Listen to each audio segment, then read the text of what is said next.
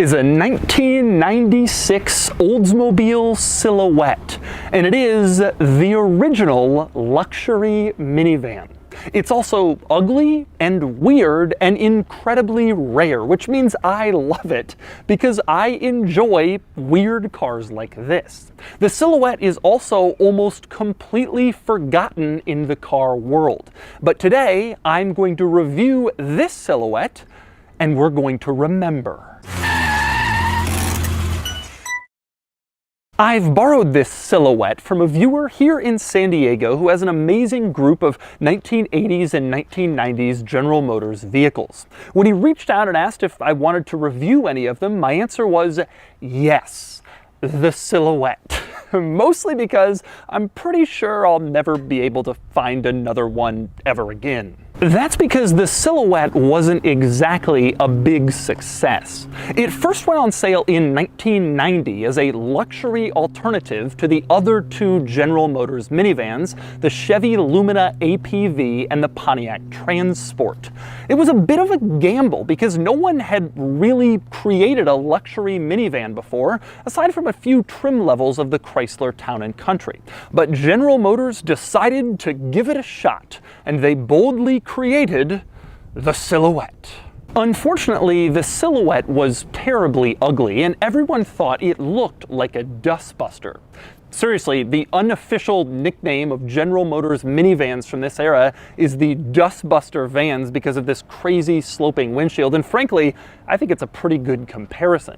Another problem was power. When this van first came out, it had only 120 horsepower. Later, that was increased to 160 and then 180, but still not exactly all that strong for a minivan. Another problem was quality, namely the fact that there really wasn't any. And that's one of the reasons why it's so hard to find a Silhouette today. Most of these have completely fallen apart over the years.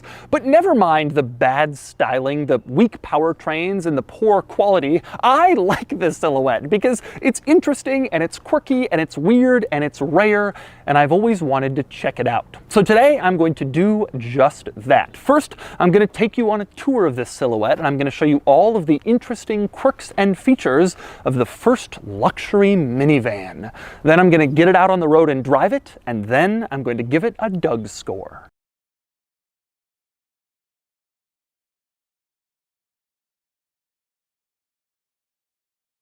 Alright, I'm going to start the quirks and features of the Silhouette with getting in, and that means we start with probably my favorite Silhouette feature. To explain it, I turn your attention to the key fob, and you can see there are 3 buttons. You have lock, unlock, and then a button that looks like a van. And not just any van, but a perfect diagram of the Silhouette with its rather unusual distinctive styling, which is a nice touch. But anyway, you press the van button and the back door opens automatically. It's a power sliding door. Now, this is meaningless to modern minivan consumers. Of course it has a power sliding door, but it was huge when the Silhouette came out. This was the first minivan to have a power sliding door, and it was like the future had finally come to real life. You could push a button and open a minivan door. It was mind-blowing. Now, it is worth noting you didn't have to push the button in order to open the power sliding door. You could also just pull on the door handle, like opening the door to pretty much any minivan, but then you let go and the door automatically did the rest, so you had a power opening door either way you did it. An unbelievable feat of technology back when this van was new. But anyway, once you opened the Silhouette power door and it automatically and gracefully opened for you, you gained access to the second row, the rear seats, and probably my second favorite Silhouette quirk/feature, and that would be the built-in child seat. Take a look at this. The rear seat behind the driver opens up, and there is a built-in car seat in there for children. And that means you can just open up your seat and strap your child in. You don't have to worry about clipping in your car seat and lifting it in and out of your different vehicles and dealing with all the cumbersome stuff that a car seat involves, because it was literally built into the seat. This is brilliant. No automaker is doing this anymore, and I don't understand why. It seems like such an obvious feature for a family vehicle. Oldsmobile had it almost 25 years ago. Now, unfortunately, we then get to a bit of a demerit for the Silhouette, namely the fact that even though it has this wonderful sliding door that opens automatically, it's only on one side. And I don't mean that the power door is only on one side, I mean the door is only on one side. You can see on the other side of this van, there's nothing there at all. For some reason, it wasn't until the 1996 Chrysler minivan that automakers here in North America realized, hey, you can put two sliding doors in minivans. What a brilliant idea. And so before that, minivans had only one sliding door on one side. It was the passenger side, so your children didn't ever have to get out into traffic, but either way, it was rather inconvenient to be able to access the second and third row from only one entry point, this door on the passenger side. But that was standard minivan practice until the 90s. But anyway, once you've strapped your child into the built-in Silhouette car seat, you then press the minivan button on the key fob again, and the door closes automatically. Again, something modern minivan people take for granted, but it was a big deal with the Silhouette. But to me, the very coolest thing about the whole Silhouette power door situation is none of the stuff I've already showed you. Instead, it has to do with the noise the door makes when it closes. Take a listen.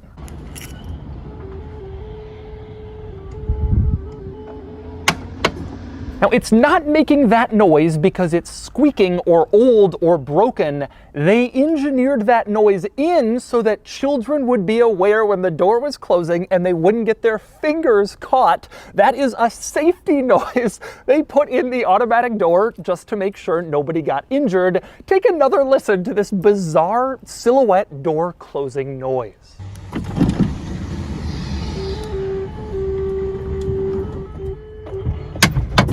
And next up, our next interesting quirk with the Silhouette is, of course, its styling. The thing that gave the Dustbuster General Motors minivans their Dustbuster nickname. The weirdest part is, of course, this sloping front end line, which basically starts at the furthest frontmost point of the bumper and continues all the way to the roof as one wild angled line the entire way. This styling was certainly interesting and rather eye-catching, and I have a few theories about why they decided to do this. One is aerodynamics. I wonder if maybe it helped them with fuel economy. Styling the van this way just gave it a couple extra miles per gallon. Another theory I have is that they were specifically intending to make something weird and unusual.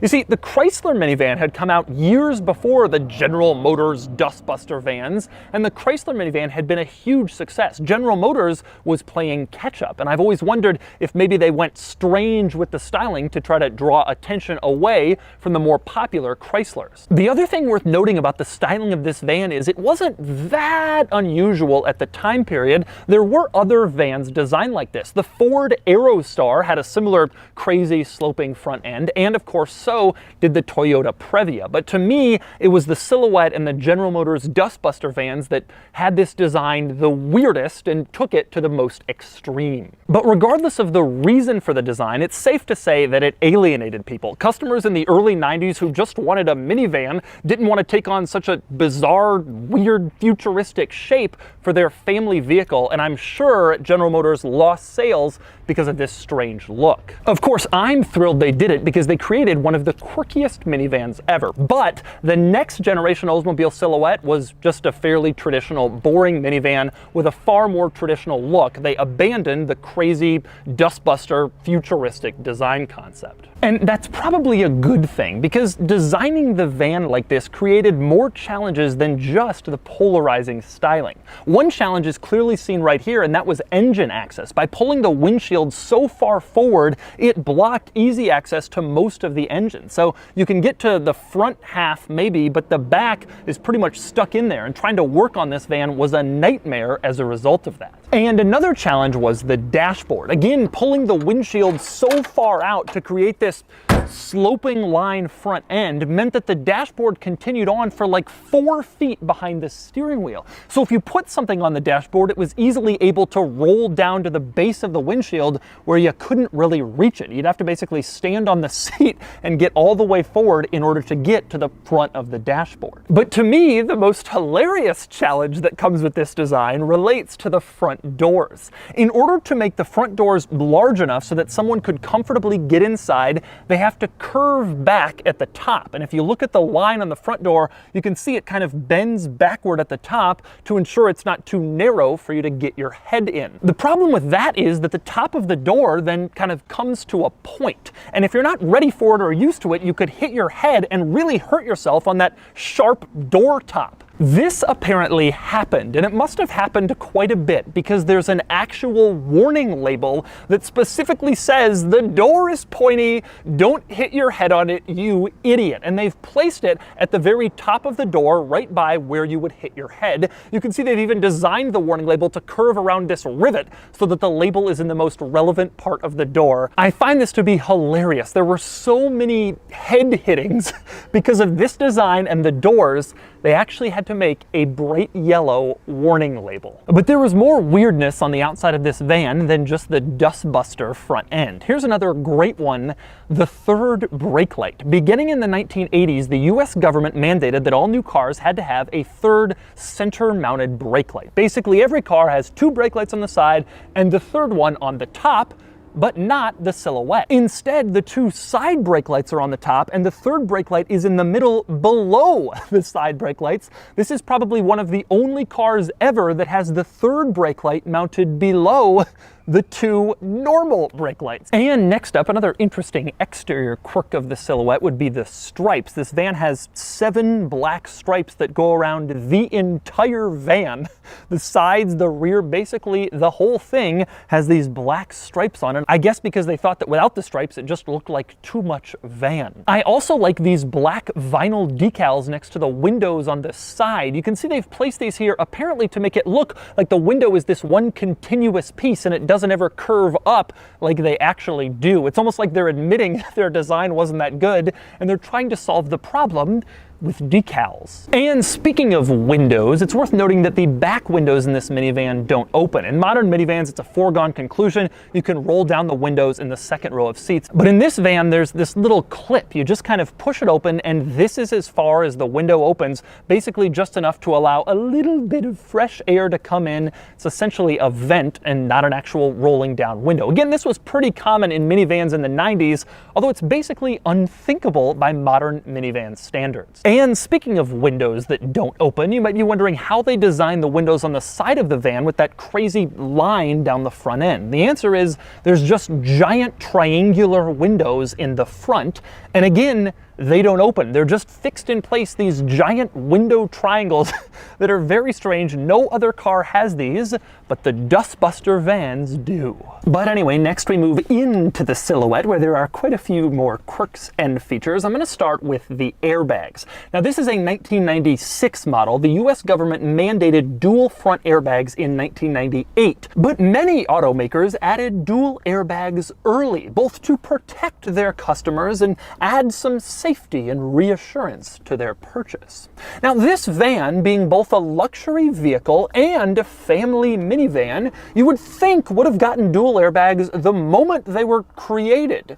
But instead, General Motors waited until they were legally required. So you had a driver airbag because that was mandated in 1995, but on the passenger side, you had a storage cubby. You could open it up and put stuff in it, and I hope you valued that storage more than your life, because General Motors certainly did. Actually, I have to admit, that storage was pretty nice to have on the top of the dashboard where the airbag would go, because the glove box really wasn't all that big, and half of it was taken up with the fuse panel. So you really did want some extra storage in here, and they gave it to you instead of an airbag. With that said, this was a family van, so there were more storage opportunities in here. For instance, below the center control stack, stack, you have this little bin that opens up, and that's a fairly large storage area. And on the ceiling, there are several different storage possibilities. The first one here has this button. That was for your garage door opener. In the days before HomeLink, you would just put your garage door opener in there, and then you would press the button, and that would press the button on your garage door opener, and your garage door would open. Pretty simple. Now behind that, you have storage for sunglasses. That's pretty common. Most cars have that today. And behind that, you have another little storage area for, I have no idea. But it does have this little nylon strap, so whatever you put in there won't roll around or fall down when you open it up. Now also on the ceiling, over on the driver's side, you have an important button and switch, and that would be for the power door. The switch allows you to enable or disable the power door. If you want it off and then the door can just be treated like a manual door for safety or other reasons, you can do that here. The button here allows you to open the power door. So if you're in the driver's seat, you want to let in your child who's outside, press this button, the door opens, and of course you can press that button again and the door will close, so you can activate the power door from the driver's seat. Now also on the ceiling, behind all these buttons in this storage area, you have some vents, which is unusual, but yes, these vents blow on you from behind.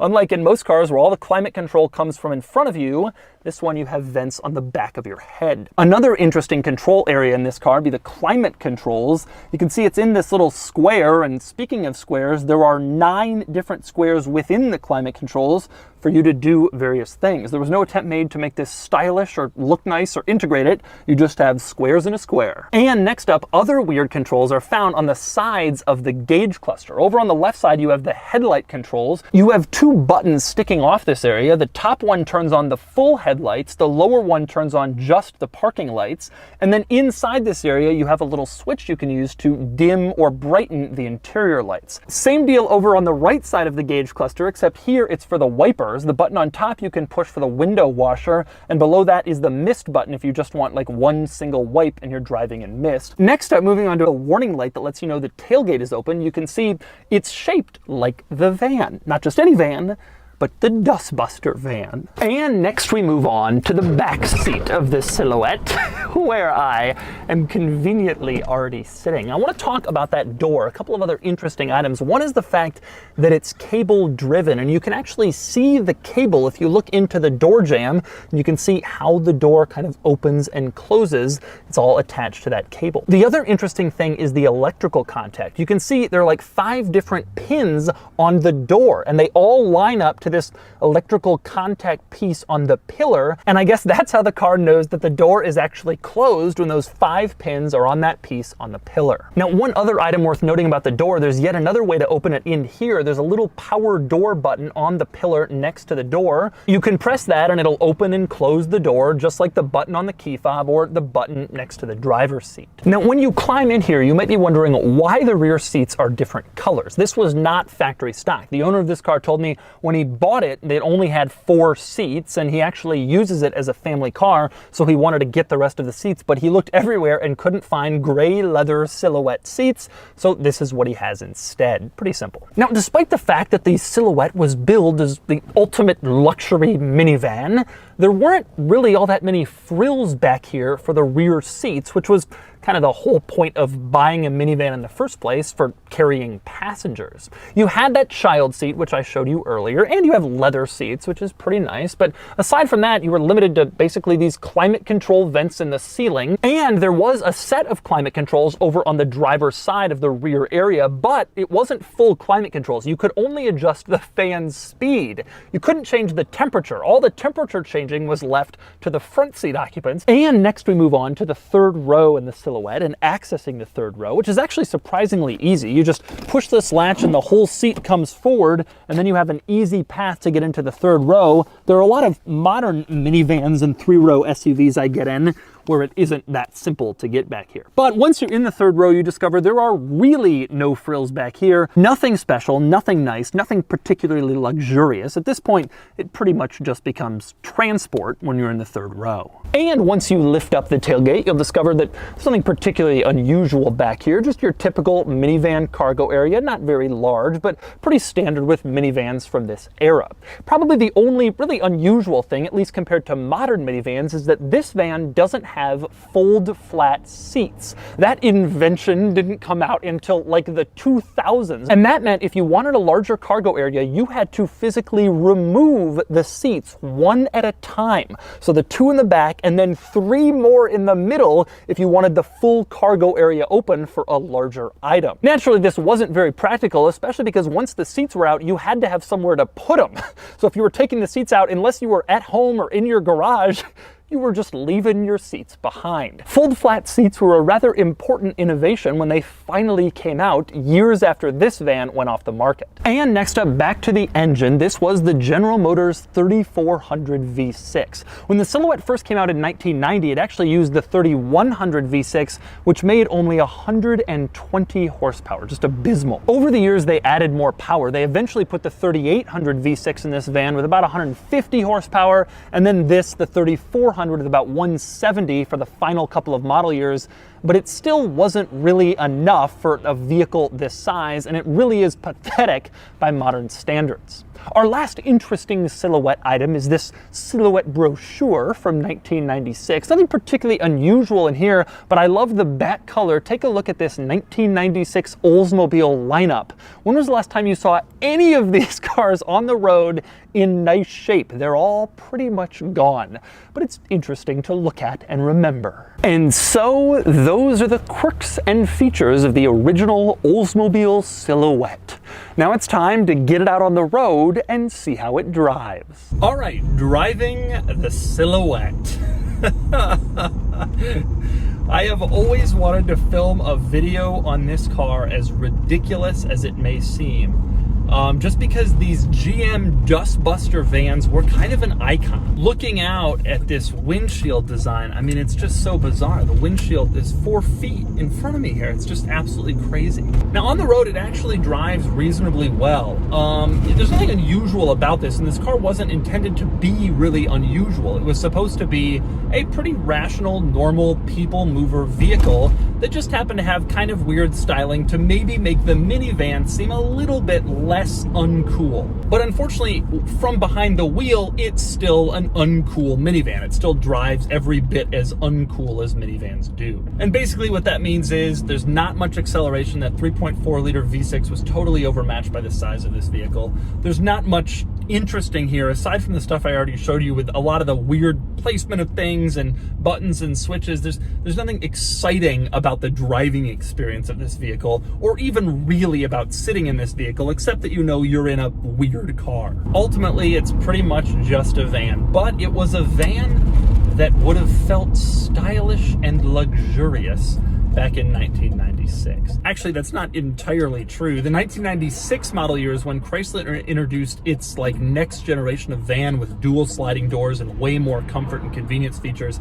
and this thing would have been totally outclassed by 1996. But it was a little bit innovative with the power sliding door, which is of course now standard fare in minivans, and it's certainly interesting to film a video with this bizarre and unusual relic of the 1990s. Everybody remembers the Toyota Previa because it had an unusual powertrain. It was supercharged and all-wheel drive. But to me, this van was always a little bit stranger. It was rarer, it was luxury for some reason, it had some weird features, and then of course the styling, and I always thought the styling of this van, frankly, was weirder than that of the Previa. And so that's the 1996 Oldsmobile Silhouette. This is a fantastic vehicle, unless of course you have taste. No, I'm just kidding. These were weird and controversial, but that was kind of the point. By the time these came out, General Motors was so far behind the Chrysler minivan that they had to do something interesting and crazy in order to stand out. And as you can clearly see, they certainly stood out, for better or worse. Anyway, now it's time to give the original Silhouette a Doug score. Starting with the weekend categories and styling, the Silhouette is quite unattractive and it gets a 3 out of 10. Acceleration is very slow and it gets a 1 out of 10. Handling is bad, not at all fun or sporty or quick or connected, and it gets a 2 out of 10. Fun factor is incredibly low, there's not really any fun to be had here, and it gets a 1 out of 10. Finally, cool factor, and I must admit these Dustbuster vans are starting to get sorta cool. It gets a 4 out of 10 for a total total weekend score of 11 out of 50. Next up are the daily categories and features. This van doesn't have any modern tech, but the power door and the built-in child seat are big deals, and it gets a reasonably strong 4 out of 10. Comfort is average, and it gets a 5 out of 10. Quality is poor, the interior isn't very nice, and the reliability is mediocre, and it gets a 4 out of 10. Practicality is excellent, and it gets a 9 out of 10. Finally, value, and these are cheap, and I mean really cheap, and they're sort of a cool thing to own for a couple grand, but they're also just not very good, and it gets a 6 out of 10 for a total daily score of 28 out of 50.